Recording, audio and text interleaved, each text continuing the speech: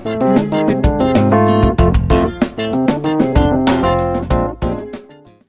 good morning guys. Isang mapagpalang araw na naman sa lahat. Good morning mga kapengwit sa ating mga kaibigan at mga subscribers. Yan, may dumating tayong delivery from Lazada. Ito yung in-order ko na UV light or ultraviolet light.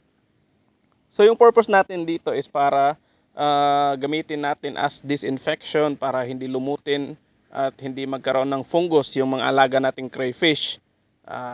Yan, so i-check natin tapos sa dulo ng video, i-test din natin kung gumagana ba yung item. So ayan guys, may mga nakasulat sa labas ng box. So palagay ko mga instructions yan kung paano gamitin. So yan, di naman masyadong komplikado tong UV light na gamitin. May switch siya, on and off. Yan, tapos yun lang, plug and play. Tapos yung pinaka-importante lang dito is wag natin siyang ilagay diretso sa aquarium. Yung kunyari aquarium yung gagamitin mo.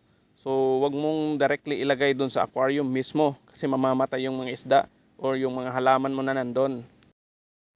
Take note guys na itong UV light natin is submersible, meaning pwede siyang ilubog sa tubig. So, yun yung primary function niya, mag-disinfect siya para sa mga aquarium tsaka sa mga small na fish ponds. So, kagaya ko, yung binili ko is 7 watts. Tapos, meron siyang switch na on and off. Meron din kasing ibang klase nito na medyo mamahalin. Tapos, meron siyang timer. So, isiset mo lang kung ilang oras sa isang araw mo pwedeng gamitin or mag-iilaw yung UV light mo para din makatipid sa kuryente. Ang function kasi ng UV light is sinisira niya yung DNA ng, kunyari, bacteria. So, kung may bacteria doon sa tubig, tapos na-expose yan sa UV light, so sisirain niya yung DNA tapos hindi na magre-reproduce yung bacteria na yon. Same with algae, yung mga lumot. So, yung DNA ng algae, so dadaan doon sa UV light, masisira yung DNA niya.